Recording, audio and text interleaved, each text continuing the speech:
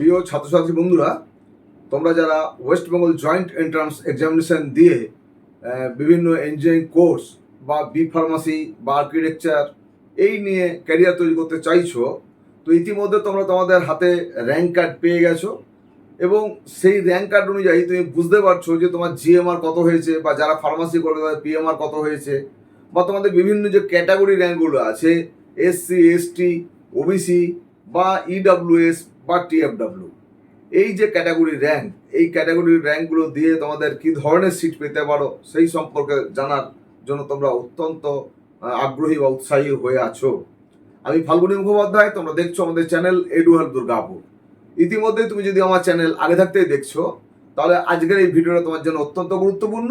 আর তুমি যদি নতুন দেখছো তাহলে অবশ্যই চ্যানেলটাকে সাবস্ক্রাইব করে রাখো এবং বেল আইকনে ক্লিক করে নোটিফিকেশন ফর অল করে রাখো, কারণ এই চ্যানেলটার মাধ্যমে তোমরা সরাসরি আমার সঙ্গে যোগাযোগ করার সুবিধা পাবে। সেই বিষয়ে পরবর্তীকালে আসছি। যদি ভিডিও ভালো লাগে অবশ্যই লাইক দেবে আর বন্ধু বান্ধবদের মধ্যে শেয়ার করবে, কারণ তোমরা তো অনেক বড় বড় চ্যানেল দেখো। আমার ছোট্ট একটা ডোমেস্টিক চ্যানেল, এডুকেশনাল চ্যানেল, দীর্ঘদিন ধরে ওয়েস্ট বেঙ্গলের যে সমস্ত ছাত্রছাত্রীরা পড়াশোনা করছে 10+2 এর পরে বিভিন্ন ধরনের লাইনে, তাদেরকে গাইড করার জন্য এই চ্যানেল আমি খুলেছিলাম।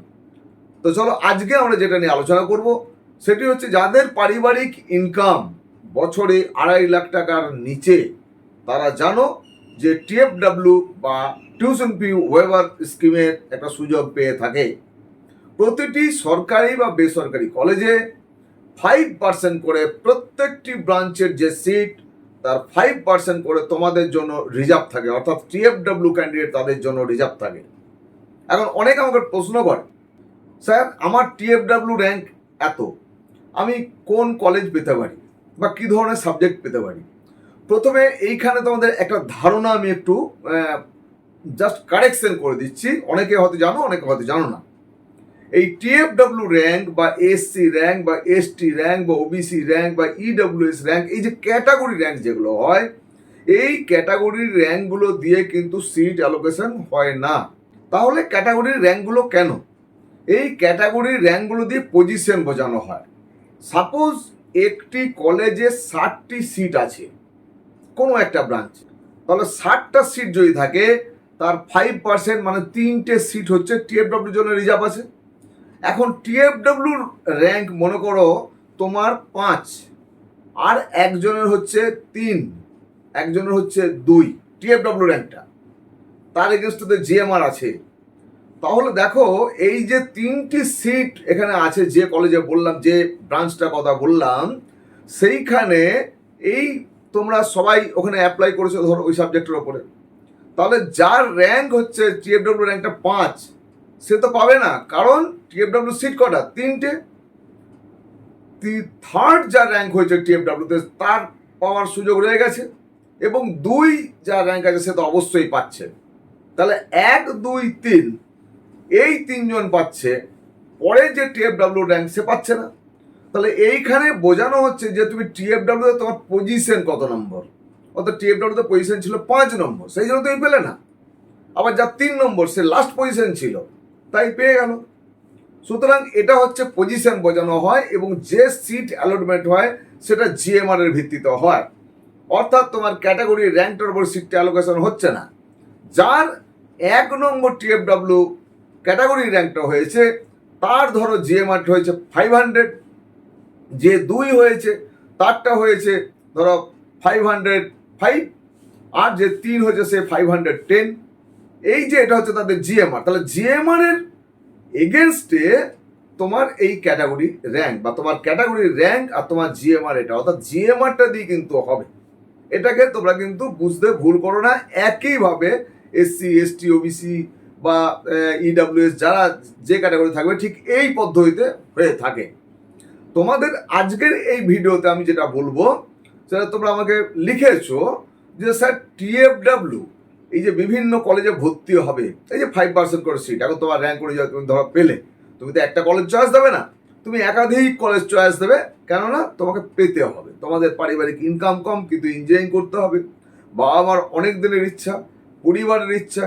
তুমি যদি একজন ইঞ্জিনিয়ার হয়ে যেতে পারো, জীবনে প্রতিষ্ঠিত হলে সংসারের আর্থিক একটা সচ্ছলতা আসবে, সংসারটা সুন্দর হবে, সেই আশা ভরসা স্বপ্ন নিয়ে হচ্ছে তোমরা পড়াশোনা করবে আগামী দিনে ভালো করে, তাহলে এই টিএফডব্লিউ ক্যাটাগরি নিয়ে যদি ভর্তি হতে পারি, কি সুযোগ রয়েছে? টিউশন ফি ওয়েভার, অর্থাৎ এই যে তোমাদের পড়াশোনার জন্য টিউশন ফি লাগে প্রতিটা সেমিস্টারে, সেই টিউশন ফিটা পুরোপুরি ছাড়। কিরকম বিষয়টা? অ্যাডমিশন, কেউ লিখছে স্যার অ্যাডমিশনের সময় টিএফডব্লিউ ক্যান্ডিডেটদের কি টাকা লাগবে? অ্যাডমিশনের সময় ধরে নাও একটা কলেজে সব কিছু নিয়ে, অর্থাৎ রেজিস্ট্রেশন ফি, অ্যাডমিশন ফি, library charge, games charge, computer laboratory charge, এই ধরনের নানা রকম বসিয়ে টিউশন ফি সব নিয়ে দেখা গেল ৭৫,০০০ টাকা চার্জ টোটাল অ্যাডমিশন ফি সময় জমা করতে হয়। এবার দেখা যাচ্ছে ওই কলেজে পার সেমিস্টারে, ফার্স্ট সেমিস্টারে লিখছে, ওরা লেখা থাকে ওখানে যে ফার্স্ট সেমিস্টারে তোমার কত টাকা, অর্থাৎ প্রতিটা সেমিস্টারেই কিন্তু টিউশন ফিটা এক নয়। ফার্স্ট সেমিস্টারে দেখা গেল 50,000, তো সেকেন্ড সেমিস্টারে দেখা গেল 45,000, আবার দেখা গেল কোনো সময় 52,000, আবার কখনো দেখা গেল 44,000। বিভিন্ন সেমিস্টারগুলোতে বিভিন্ন ধরনের এই টিউশন ফিটার একটু ভ্যারিয়েশন হয়। তো প্রতিটা সেমিস্টারের প্রথমতই তোমরা এই যে টিউশন ফিটা, এই টিউশন ফিটা পুরোপুরি ওয়েভ হয়ে যাবে বা ছাড় হয়ে যাবে। এবং দেখা যাবে কোনো একটি কলেজে, অর্থাৎ খুব নামি কলেজ যেগুলো রয়েছে, যাদের টোটাল এই কোর্স কস্ট যাদের অনেকটা বেশি, অর্থাৎ 6 লাখ 7 লাখ, সেখানেও দেখা যাবে তোমরা 1.5 থেকে 2 লাখ টাকার মধ্যে তোমার কোর্সটা কমপ্লিট হয়ে যাবে। তোমাকে শুধুমাত্র খুব কষ্ট করে থাকা খাওয়ার পয়সাটা জোগাড় করার ব্যবস্থা করতে হবে। কি করে আমরা এই পয়সাটা কোথা থেকে পাবো? সরকারি বিভিন্ন ধরনের স্কলারশিপ রয়েছে, বেসরকারি অনেক স্কলারশিপ রয়েছে, সেই সব জায়গাতে তোমাদেরকে অ্যাপ্লাই করতে হবে। Swami Vivekananda merit cum means scholarship, সেখানে অ্যাপ্লাই করলে প্রতি মাসের হিসাবে তোমরা একটা টাকা পাবে বছরে। সেই টাকাটা দেখবে তোমার এই যে কোর্স ফিতে 1.5-2 লাখ টাকা যা লাগবে সেটা তো হয়েই যাবে, সঙ্গে সঙ্গে তোমরা যে হোস্টেল বা মেসে থাকবে তারও খরচা অনেকটাই বহন হয়ে যাবে। অর্থাৎ এই আন্ডার গ্র্যাজুয়েট ইঞ্জিনিয়ারিং কোর্স করতে গেলে বা ফার্মাসি কোর্স করতে গেলে স্টুডেন্টরা হচ্ছে সরকারিভাবে এই সহায়তাটা পেয়ে থাকে। সুতরাং এই সুযোগ নিতে হবে, এই সুযোগ নিয়ে তোমাদেরকে ভর্তি হতে হবে। আমি পরবর্তীকালে একটা ভিডিও নিয়ে আসছি জাস্ট এর পরেই, যে কার কী ধরনের র্যাঙ্ক হলে, অর্থাৎ ধরে নাও আমরা একটু পিছন দিক থেকে যে ধরে নিই যে 50,000 বা 60,000 থেকে 80-90,000 র্যাঙ্ক, সেখানে কি কলেজ পাওয়া যাবে? যদি কলেজ পাওয়া যায়, কী ধরনের কলেজ পাওয়া যাবে? এই ক্ষেত্রে তাদের টিএফডব্লিউ যদি কেউ থাকে, অর্থাৎ 80,000 বা 75,000 বা 70,000 বা 60,000 কারো জিএমআর আছে, সে একজন টিএফডব্লিউ ক্যান্ডিডেট, সে সিট পাবে কি না? 50 থেকে 60, 40 থেকে 50, আমরা বিভিন্ন স্ল্যাব করে আমি একটা ভিডিও নিয়ে আসছি। একটু লেন্দি হবে, কিন্তু তুমি কোন ক্যাটাগরি, সেই ক্যাটাগরি অনুযায়ী অবশ্যই এবং সাবজেক্ট অনুযায়ী অবশ্যই ভিডিওটাকে মন দিয়ে দেখবে। তোমরা অনেক ভিডিও দেখো, অনেক সময় দিয়ে দেখো, এই ভিডিওটা অত্যন্ত গুরুত্বপূর্ণ হবে, এটাকে দেখবে। তো আজকে তোমাদের টিউশন ফি ওয়েভার স্কিমে তোমরা যারা রয়েছো, যাদের পারিবারিক ইনকাম 2.5 লাখ টাকার নিচে, তাদের জন্য এই মেসেজটা দিলাম। তোমাদের তো অনেক বন্ধু বান্ধব আছে, তুমি হতে পারো টিএফডব্লিউ ক্যান্ডিডেট, আবার কোনো তোমার বন্ধু টিএফডব্লিউ ক্যান্ডিডেট হতে পারে, বলবে এই স্যারের ভিডিওটা দেখো, ফালুনি স্যারের ভিডিওটা, এডু হেল্প দুর্গাপুর, এবং তোমাদের আমাদের চ্যানেলটাকে কিন্তু অবশ্যই দেখবে। আমার তো টার্গেট হচ্ছে পশ্চিমবঙ্গের বিশেষ করে গ্রামে গঞ্জে যাদের সাপোর্ট দেওয়ার জন্য কেউ নেই, তাদেরকে সাপোর্ট দেওয়া, বুঝিয়ে দেওয়ার জন্যই এই ভিডিও করা।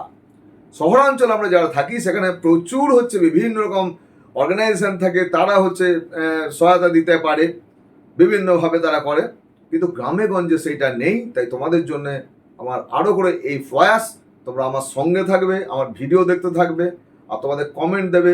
পজিটিভ কমেন্ট পেলে আরও এই ধরনের ভিডিও নিয়ে আসবো। আজকে 8 বছর ধরে শুধু নিরলস প্রয়াস চালিয়ে যাচ্ছি তোমাদের জন্য, কীভাবে তোমাদের ভালো ভালো ইনফরমেশান দেওয়া যায়। চলো, আজকে আর মাত্র 2 দিন পরে, হয়তো 29 এই জুনেই হয়তো তোমাদের এই কাউন্সেলিংয়ের নোটিফিকেশান হয়ে যাবে। কাউন্সেলিং কীভাবে হবে না হবে, এভরিথিং সব বিস্তার সুন্দর করে বুঝিয়ে ভিডিও নিয়ে আসবো, সেই ভিডিও অবশ্যই দেখবে। আজকে এই পর্যন্তই, তোমরা প্রত্যেকে ভালো থাকবে, দেখা হবে নেক্সট ভিডিওটায়। ধন্যবাদ।